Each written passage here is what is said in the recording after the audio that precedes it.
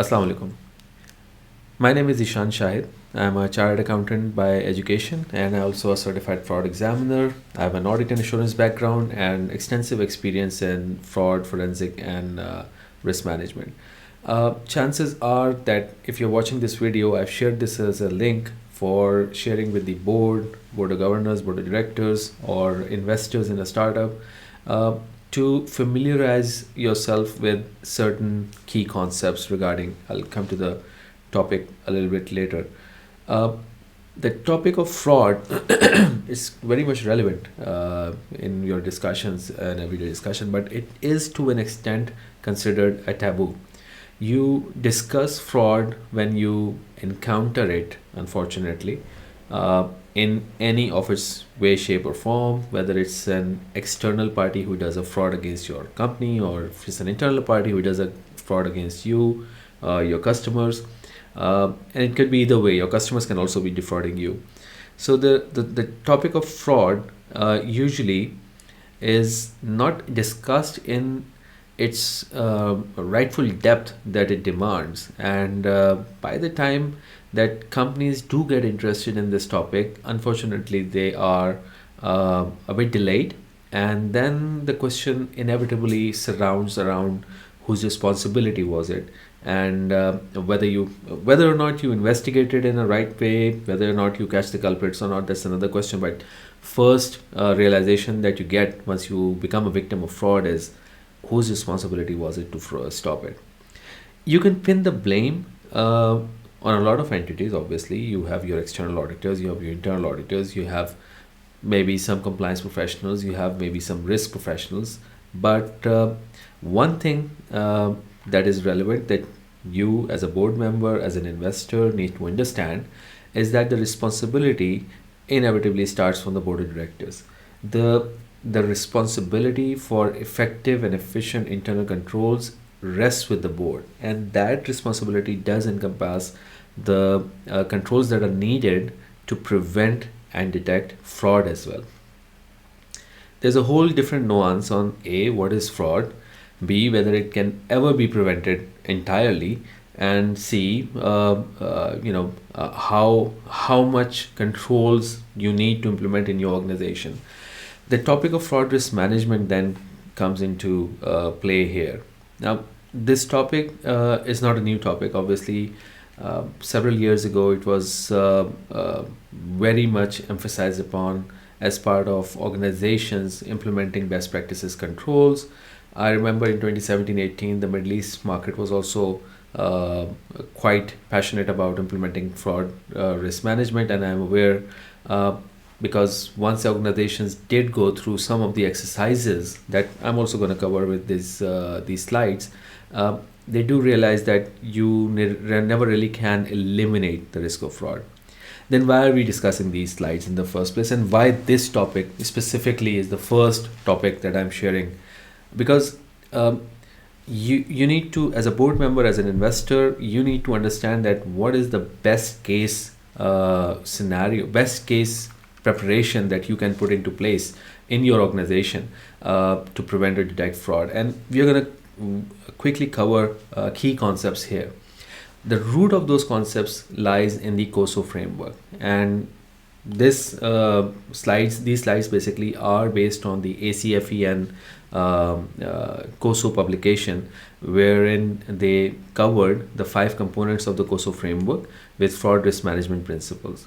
And by going through these slides, you will get to know that what constitutes a best effort from the board of directors in order to ensure that their organization are sufficiently prepared in order to prevent fraud from happening, or at least detecting the fraud. Can you make an ironclad system? Certainly not. There will always be people who will think about how to defeat your controls, but at least by appreciating all these complexities that are here, you will get to know that it's not just simply a case of hiring like a CIA or the best external auditor or somebody who's a good investigator externally. It also very much lies on you as an organization and the type of controls you implement in your organization. So without further ado, let's jump right into the slides. Hopefully it's working. So first, the introduction. I am not going to go into the definitions of fraud. There are definitions which people need to understand on what fraud actually is. Sometimes you are not even aware that you are a victim of fraud.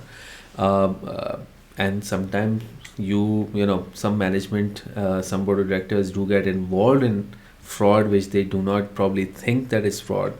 For example, financial statement fraud. And there's a whole different scenario. I'll try to cover it in the different first video series, that what is fraud, what are the type of frauds, how those frauds do come into play. And but for your purpose, what you need to understand is asset misappropriation may be the most common type of fraud, but it's and this is based on research done by the Association of Certified Fraud Examiners. They do it every year, and they issue a report to the nation, which I do recommend you to read. And you come up with you understand there are a lot of global phenomena that can be applied to your organization as well. And one of those things is that asset misappropriation, while it is the most common type of fraud, is not the fraud that hurts you the most. It's the financial statement fraud. When management overrides the control and decides to do financial statement fraud, wrongful financial reporting, earnings management, these are the ones which affect financially a lot worse than asset misappropriation. Coming to fraud risk management. Now, what is it? It's a process which results in board and upper management and all other staff. Now, these are the three layers that we are covering: the board, the upper management, and all other staff, deterring fraud in their organization. Deterring to a reasonable extent. But there are a couple of factors that are important here. The board, the senior management, and all of the staff are involved in the process. And what they're doing is they want to deter the fraud. Now, the slide says here that fraud deterrence is the process of eliminating factors that may cause fraud to occur. You do eliminate fraud, elements that cause fraud, and but new elements may be discovered. And I would challenge this slide a little bit as well. Sometimes you do encounter some elements, factors that may cause fraud, but you may not want to correct all of them, because sometimes the risk of the fraud may not be as material as the cost to implement controls to eliminate those factors. So what are the attributes of a deterrence creating fraud risk management process? Visible and rigorous fraud governance process. Okay, you need to establish a visible and rigorous fraud governance process. You need to create a transparent and sound anti-fraud culture. Okay, include thorough fraud risk assessment periodically. Periodic fraud risk assessment, it needs to be thorough, it needs to be periodic. You need to design and maintain preventive and detective controls, fraud controls, procedures and practices. And obviously, after all of this, you need to take swift allegation response and appropriate action against wrongdoers. So it doesn't just help if you have all the best control designs, all the best communications, you do your risk assessment periodically as well, you have your control processes and procedure. You also should be seen as implementing those controls. You need to be seen as somebody who investigates when there are allegations, so that people who are making allegations are empowered that, okay, if we speak up, we are heard, and then some action takes place. And then action needs to be also very clear and very, it needs to be seen as happening. Okay. So some factors, all organizations are subject to fraud risk. So you may not have had common communication regarding fraud in your organization. You may not have had discussions. And obviously, especially in the startup sector, you are usually avoiding the discussion because obviously you need to show growth. And sometimes people are smart enough to know that those growth measures may be, prone to fraud, and turning a blind eye towards them is basically gives you a convenient excuse so that later on, if you find out something was wrong in the system, you have a plausible deniability that, oh, we did a good faith effort and it didn't pan out. But as an investor or as a board of director, you need to be wary that your startup is also subject to fraud risks. Why should you control it? Maybe you are waiting for the results to improve, and then perhaps sell the company off to somebody else. It becomes somebody else's problem. But if your growth is artificially obtained, chances are that it will be detected in a reasonably appropriate due diligence effort. And if not, it's really bad will if something crashes down after acquisition, because you're no longer there. You have taken your exit, but it affects your reputation as well. Elimination of all fraud in all organization is impossible. Sorry about that. Let me go back. Elimination of all fraud in all organization is impossible. So it's a worthless effort. Do not think that if you carried out a fraud risk assessment exercise once, you are free from fraud and no fraud can take place. That's not realistic. Some sort of principle needed to create procedures and make environment risk-free. You need to have principles. Board of directors, top management and personnel at all levels have responsibility for managing fraud risk. No one layer is immune towards their responsibility of managing fraud risk. Fraud risk management framework helps organization develop a program to deter fraud. So what are the different principles? Here you get to encounter, get to think about the fraud risk management in the context of the four streams proposed by the COSO framework. The control environment, which are the components of an internal control framework. Control environment, risk assessment, control activities, information and communication, and monitoring activities. So these are the five components, not four. Control environment. So control environment is different from the control activities. For the control activities, obviously you are trying to implement preventive and detective fraud control activities so that your fraud events, risk of fraud events occurring is mitigated. Control environment is where you establish and communicate a fraud risk management program from the senior most level of management that demonstrate the expectations of the board of directors and senior management and their commitment to high integrity and ethical values. So you see, you can have all the controls in place, but these are different layer of internal control framework. You also need to have a program where the board is seen to implement the values that it holds dear to the organization's culture. Then risk assessment. You may talk about fraud all you want, but if you're not doing a thorough risk assessment, you are not really evaluating where the fraud risks are and whether you are sufficiently protected enough by controls activities or maybe some other mitigating controls to prevent you. Information and communication. You need to have a communication process to obtain information about potential fraud. There needs to be a system where information about fraud flows, and then you deploy a coordinated approach to investigation and corrective actions to address fraud appropriately in a timely fashion. So you need to have a communication process. If fraud happens, there needs to be a process where people can escalate information. Obviously, there's also a separate layer of anonymous whistleblowing channels as well. And one interesting statistic related to that is that a majority of the fraud is actually detected by the whistleblowers. Half of them are usually employees of the organization. You may also have a whistleblowing communication channel open to outsiders, not maybe public at large, but for suppliers, for any other person who does business with you. Then after all of that, you have monitoring activities. Okay, you have evaluations whether each of the 5 principles of fraud risk management is present and functioning, and communicate fraud risk management program deficiencies to the people responsible. So if you take a methodical approach toward fraud risk management, it can be argued whether if you're an established organization or you're a startup, maybe you're in a startup, you don't want to go through that. But still, it's best to know that this is how you need to be doing things formally.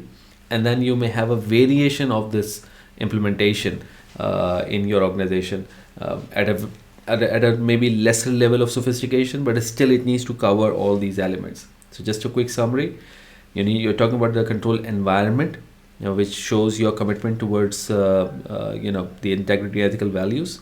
You have control activities where preventive and detective controls are designed, and obviously you don't create the control activities first. You do the risk assessment, and then based on those risk assessment, you have those control activities. You have to have information and communication systems that not only take information about potential fraud activity, but also trigger investigation and corrective action is communicated.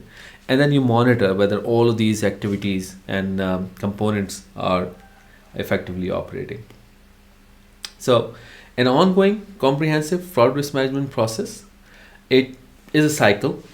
First, obviously, you have to establish a fraud risk management policy as part of your organization governance. It has to come from the board. You cannot expect the audit. In fact, most of the organization, you don't have audit function to begin with. So it becomes the responsibility of the board to really spearhead this fraud risk management framework. And one thing that helps is a policy which is part of your governance. Then you perform a comprehensive fraud risk assessment. I would dare to say that this is non-negotiable. If you are a board of a large bank, commercial bank, or a large commercial trading FMCG organization or a multinational organization, obviously you need to have, sometimes the law will compel you to have a fraud risk assessment. Sometimes you will be compelled to do it so that your governance procedures are world class. But even at the startup level, you need to have some sort of fraud risk assessment. Now, it could be in terms of, like, for example, I advise some startups, and my expectation from me is that whatever activities the investors are taking or the founders are taking, I will advise them that these are the fraud risks associated with these activities. So it may be an advisor role, or maybe you have some people in your organization who are supporting this, but there has to be a fraud risk assessment. Based on that, you select, develop, and deploy preventive and detective fraud control activities. You have a fraud reporting process and coordinative approach for investigative corrective action plan. You monitor, and this goes on and on and on and on. Now, this cycle has to repeat because sometimes obviously you will be renewing your understanding year after year, but sometimes an event will happen during the year which will change your understanding of your fraud risk assessment. You may come to know that something which you may not have considered as a high risk issue suddenly became very high risk because of some security breach or some vulnerability in your system. Then obviously this thing is not a linear exercise. It's iterative. It may get feedback during the year or during the quarter, which causes it to the cycle to restart. Now, this third part of this video I want to cover is quickly go through board of directors and senior management's point of focus. So you understood the theory about the process. You understood the 4 or 5 components that you need to focus on, so that the next time you're having a conversation with your audit executive, if you're an established organization, or you're having a discussion in your board of directors if you're a startup, you know that there is a process that you need to apply, and some key components have to be there in some way, shape, or form. Risk assessment for sure is should not be avoided. It should be implemented in organizations of all sizes. Now, point of focus, we'll go through them according to the COSO framework components. Control environment. What can you do? Obviously, you can make an organizational commitment to FRM. In more complex organization, this commitment has to be more formal. It has to be, although historically organizations have drafted very flowery languages around this, but as times are changing, people are more appreciating more straight talk, more very simple communication, and whatsoever communication medium you're using. Maybe you have a chairman of the board message to the company, or maybe you have a CEO's message to the company. The responsibility should start with the board, not just the CEO. Obviously, the CEO is entrusted by the board to run the affairs, but the organizational commitment has to come from the very top. And so you need to have an organization commitment to fraud risk management. How you manifest it may be determined by the law of the land of the country you're in, or maybe it's something that you do implement in your startup. You have to support fraud risk governance. Senior management has to make an organizational commitment to fraud risk management as a key element of corporate governance. This cannot be something that junior staff is responsible for, God forbid, reporting to the finance function. I've seen that happen in startups. You have crazy reporting structures. You are not really thinking that who is independent what. So you need to really support fraud risk governance. Establish a comprehensive fraud risk management policy. Based on the size of the organization, the complexity may vary, but you need to have some fraud risk management policy. Having a policy documented will also help you in a situation where you need to take certain actions which are possibly responsive to some emergency situation, and you already have a board mandate in that situation where you have a fraud risk management policy which is covering ad hoc issues as well. Then establish fraud risk governance roles and responsibilities throughout the organization. You may start from the very top, obviously the board represented by the chairman of the board. Then you may have an audit committee represented by the head of the audit committee. You may then have the CEO. You may then have the chief audit executive. And then on the lesser level, you may have not only the second tier management of the audit side, but also the top leadership and the second tier management of all the different functions. So there's a concept of 3 lines of defense, and it goes the day-to-day people who are doing work. Let's take an example of a bank, right? The risk of a terrorist getting financing from your bank is first mitigated by the person who is dealing with the walk-in customer at the branch, or at maybe if you're a digital bank, then the first customer onboarding algorithm that is triggering whenever there's a new interest in your services and product. So you need to have that first line of defense which is operating with basic control, that you are aware they should be able to filter the top funnel into the relevant buckets. Low risk based on what protocol, and then low risk get classified, gets onboarded very easily. High risk, medium risk, or high risk, XYZ actions to be taken. Some maybe enhanced due diligence needs to be taken, and then a different approval process has to be implemented. So do establish those responsibilities throughout the organization. Document the FRM program.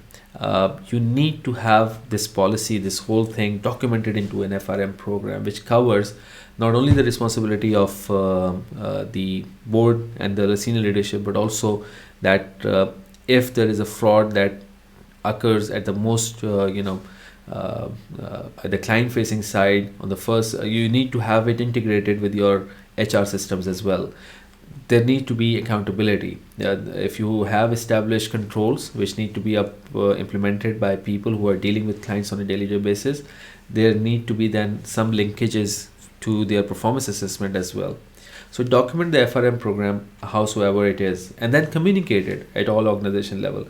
It helps no one to have some consultant come in, somebody like me comes in, gives you like a 90-page or 80-page or 50-page document, which looks really good with the formatting and all. Maybe I'll be using the orange theme as well. But it basically, if it is printed, collects dust on your shelf, or if it is digital, then it's just a zombie file on your system somewhere where it's practically of no use. You have to communicate FRM at all levels. Now, what I find in my experience really robust is if whoever is driving this change is not really seen as somebody who is importing a program and implementing everywhere. What I've seen working is where the consultant or the sponsor, whoever is the internal consultant or external consultant who's implementing this, takes a background approach and encourages the teams to really, from the bottom up side, come up with the different risks, own the solutions that are being presented, and really, wherever the change needs to be implemented, it's far better to partner with them and make them believe that they are the owners, they are the creators and the owners of the controls that are being implemented. You have a much better chance of having a accurate change management, rather than importing somebody who will write a manual, give it to you.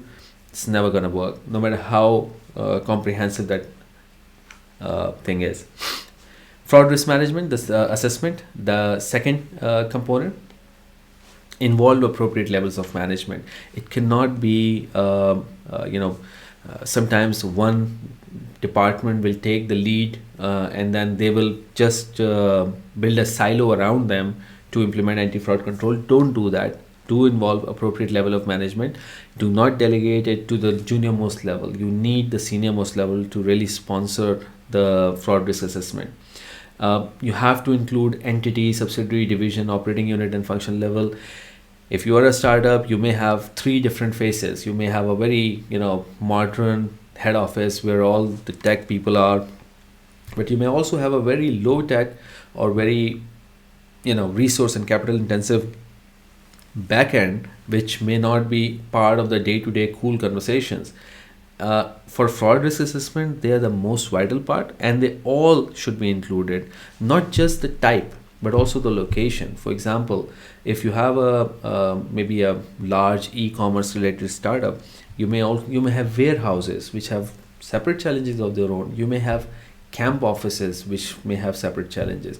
You may have facilities which are being basically run by internal people, but through outsource entire workforce, which also have availability challenges.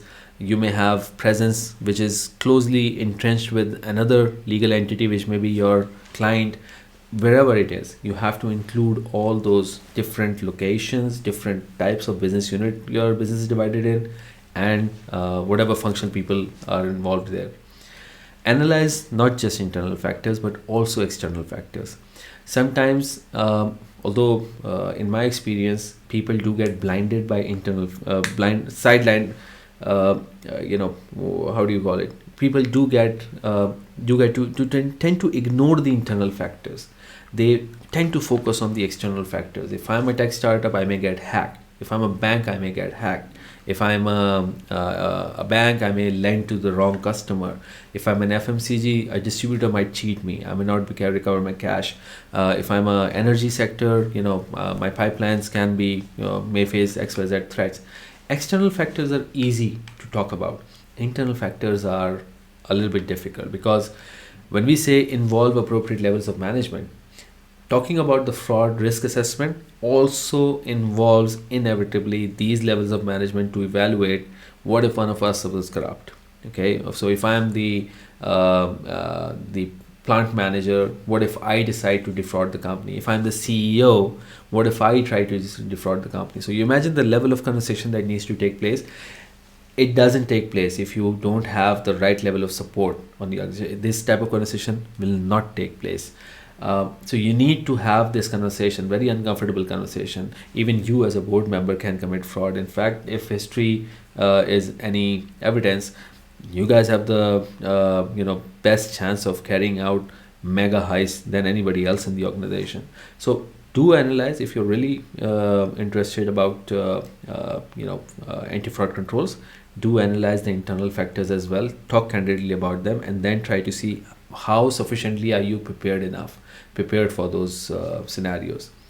Then consider various types of frauds, and this is something a topic of a different video where we'll go through the ACFE's fraud tree. You can find it online as well, and there's a lot of handy literature around that. Do know what type of fraud you're dealing with. Specifically consider the risk of management override of controls. You can have the best controls in the world, but if it is the head of operations or the CEO or the head of treasury or the CFO or the board or the chairman of the audit committee, if they decide that forget about the controls, we are reviewing it, we're going to approve it, just forget about the controls, then anything can happen. So management override of control is very serious. In what I've seen is that even in external audit, This is external auditors can always protect themselves against caveats of different, that okay, we are giving reasonable assurance, we are not giving absolute assurance, we have a sample based system. But even on their side, the risk of management override of control is a very pretty basic risk. So you need to be able to defend yourself, that how did you in your audit procedures satisfied yourself that the risk of management override of control was not there. And this is, as you all know as board members, it is very much there always in all organization. Then whatever thinking that you do, obviously in any type of risk assessment, you have to estimate the likelihood and significance of the risk identified. uh, I think COVID gave a best situation where the likelihood of certain things happening may, just a month earlier before the shutdowns happen, if somebody might have included a risk that a global pandemic might cause all the business around the world to shut down, the likelihood would have been very remote. You may have a 3 points or 4 points Likert scale of extremely likely or whatever. And but at that moment, a global pandemic causing global shutdown and entire things happening, the likelihood would have been remote. But now the likelihood, it will be a very bad risk assessment process if such a outbreak or business shutdown would be considered as a remote likelihood. So it needs to be a little bit elevated. So this likelihood and significance, these may change based on your learning. So that's why you need frequent upgrading of likelihood and significance of those risks. But you need to evaluate those likelihood and significance. You have to take a call that I've got, for example, in my startup or in my bank, I've got 500 issues. I'm going to resolve them 100 in the first go. Maybe I won't even worry about the last 100. So in order to make sure that those judgment calls are based on educated guesses, you need those likelihood and significance estimation of all risks. Then control activities. Preventive and detective fraud control need to be implemented so that you are promoting fraud deterrence. Basically, every new control that you put in, it can get a little bit tedious at times, but you do need certain degree of control. You are promoting fraud deterrence because you are making people who are involved either as the doers of those control activities or the subjects of those control activities. You are communicating your commitment towards an ethical work environment. You have to integrate this control activity with the fraud risk assessment process. It cannot be carried out in isolation. Organization specific factors and relevant business processes have to be taken place. Now everybody, you may pick up ISO. Sorry about the abrupt change in the video. I believe this will be a transition, but I'm using Camtasia and it just decided to crash on me for no good reason whatsoever. But let's continue. So organization specific matters basically. So when you are designing fraud control activities, you have to consider organization specific factors and relevant business processes as well. Cookie cutter solutions are not entirely applicable in all organizations. Obviously there is some consistencies in the procedures that you can implement, for example in the procurement cycle or in the financial reporting cycle. So there are certain consistencies as well, but there are certain nuances for every organization as well. You may have a different way of doing things. You may be, I'm talking about non-traditional activities. If you are a startup, obviously you are disrupting some industry or the other, so you may have a different challenge which may not be shared by any other organization in that industry. For example, if you are an insurance related tech startup, your challenges may not be similar to challenges that are being faced by the mainstream insurance companies. You may have a different dependency. Maybe a large scale insurance sector operation may not be that dependent upon a call center than you are. So there are organization specific control activities which you need to take into account as well. Then consider application of control activities to different levels of organization. You need to make sure that all the different levels of organization do honor and implement the different control activities as these are intended. It cannot be a culture of where the lowermost tiers of employees are made to comply with all the requirements in the world, and you have 1001 regulations applicable to one control process, and you have a certain elite group of management on whom rules do not apply. So do be wary about the collapse of control activities. If control activities are not seen as being applicable to everyone, uh, pretty soon they become irrelevant anyways. Obviously, in a startup environment, if you're not a traditional organization, you're a startup, you have to be agile, and you have to delegate a lot of decision making, but do have thresholds set in which are non-negotiable. So, and the way we do it is a topic of a different debate, but you do want to control the burn. You do want to control that there is no misreporting. So there's certain activities you want to keep a very strict control on, and in order for you to control discipline, you introduce discipline in your spending. If you have established certain payment limits for expenses, and certain controls which are basically there to give autonomy to the CEO level or the second tier of management level, do make sure that those levels are adhered to. If people start to split payments, people start to come up with ways of getting things processed without approval just because of a startup, it is also a red flag that you are heading towards, in best case, some lack of discipline in your financial in your fiscal matters. Utilize a combination of fraud control activities. Do have a mix and match approach. You may want to have a lot of bureaucracy at a certain level. You may want to avoid a lot of bureaucracy at a certain level. uh, Make a combination of control activities. In some areas, you may have very specific controls which are implemented to basically dictate most aspect of a transaction, so that you're not missing out anything. But similarly, at the same time, you may have certain activities which are operated on a lot more freedom, with a lot more freedom to the junior level staff.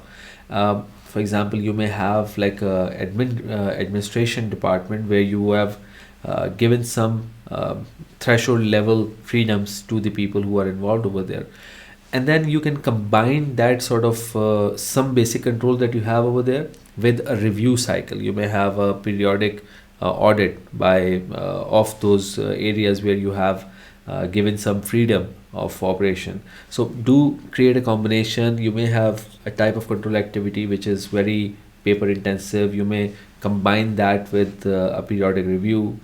Again, consider management override of control. Whatever you design, it can just be paper if it is not if it is overridden by the management.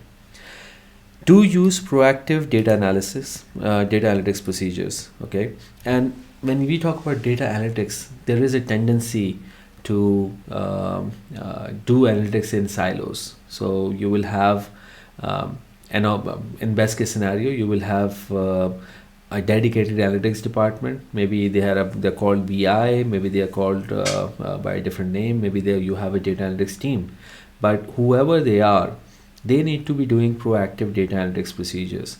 So instead of dictating their mandate and focusing them, only restricting them towards key matrices or some known measures, do have certain slack built into their in their day-to-day routine, so that they are able to deep dive into data and try to look for anomalies and different issues that may arise.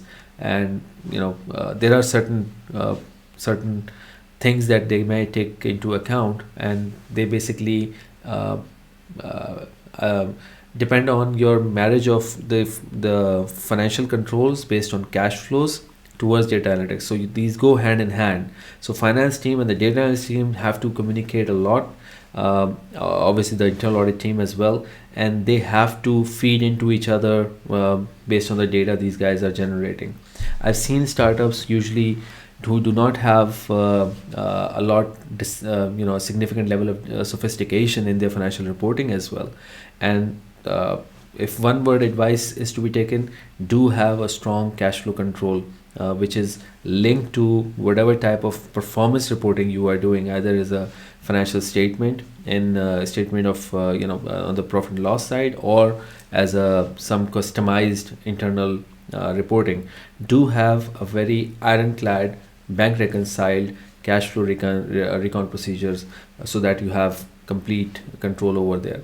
And then once you have that comfort, you can have data analytics team dig into the all the different streams of data, try to find out patterns and anomalies. Then deploy those control activities through policies and procedures. They have to be written. You may come up with control activities, but you may not. You may initiate an email chain, you may initiate a GChat message or a Teams message or a meeting or a PowerPoint deck. Do document them into policies and procedures which are duly approved by the board. Okay. Information and communication. You need fraud investigation and response protocols. I believe all organizations need this. You need to be able to, if a certain surprise comes that you are facing a fraud, you need to know who will do the investigation, what is going to be, how they are going to be sufficiently equipped. Is it going to be, what are the scenarios where we are going to engage an external investigator? If there is an internal investigation team, who will be the members, what will be their powers, what will be the response protocol. So you need to have those things written, so that in the case and a fraud instance occur, you know what to do.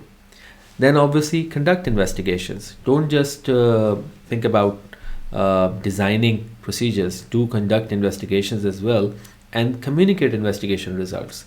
People, obviously these may not be communicated to all levels of management, but you need sufficient communication out there that fraud is being investigated and the results are coming out of those investigations. Take corrective actions. It is of no use if you do an investigation if you do not plug the holes that gave rise to the subject matter of the investigation. And obviously evaluate the investigation performance. You need to know that what's the how did you do in investigating fraud. There are a lot of nuances. I on my LinkedIn there is I've shared slide deck of, although it's not a video like this, but it's a slide deck related to fraud investigations. Do evaluate that people who are doing investigations on your behalf do actually know that how a good investigation is supposed to be taking place. I've seen board calling me that we need investigation, blah blah blah. It's been a year since the incident occurred, and what has been happening since the year? Okay, so first the internal auditor opened up the computer, read those emails, tried to see what are the files on the computer. Then there were two different sets of external parties who investigated something. All of them did not maintain a proper chain of custody, did not examine computers in a forensically sound manner. And at the end of the day, after a year, when they came to me, I said, do not expect a smoking gun, because you have allowed sufficient, there are complications in that sort of situation that can take place.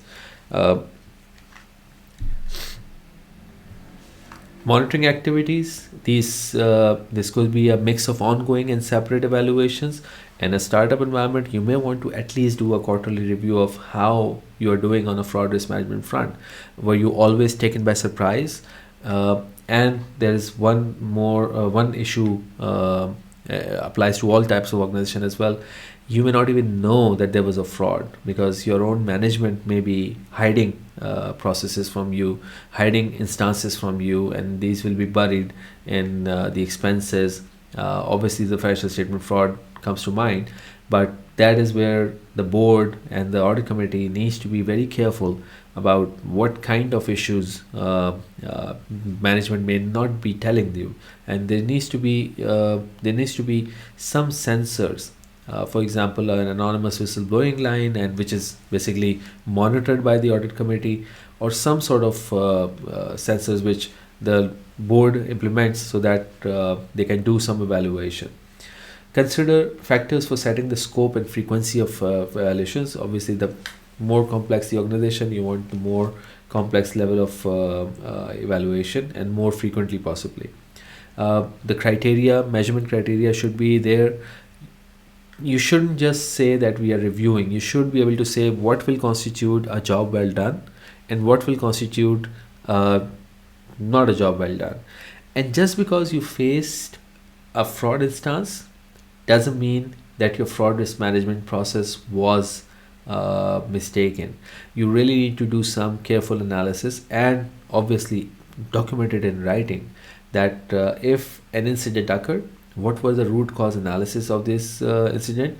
Do they reflect a bad job done in the context of fraud risk management? If not, then why not? And then obviously it feeds into your continuous cycle of identifying the fraud risk.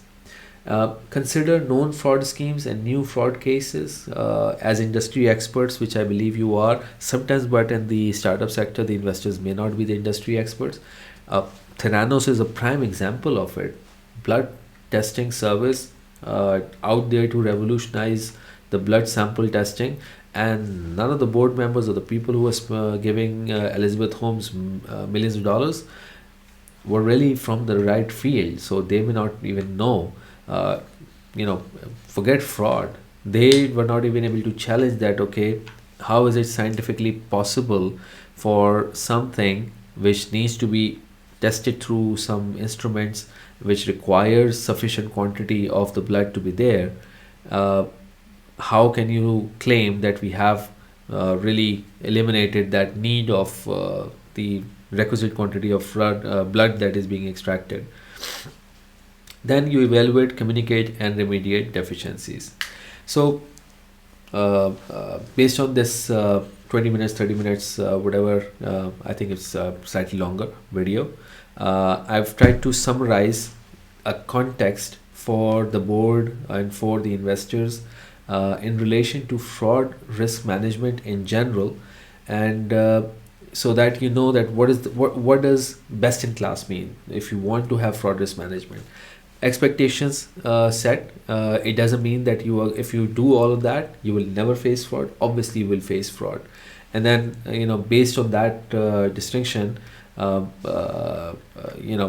based on those efforts that you put in, you are able to say that you have made the best case effort, and then you can build upon it, and then the senior management can build upon it. So I hope this was useful. These are some ways of keeping in touch with me. I don't know why I've phone number. It's probably not wise to put it on YouTube. I'll probably block it. This is the slide deck that I've been using. I'll find a way to share the slide deck with you guys as well. And that's it from my side for the video. Thank you. I hope you enjoyed it.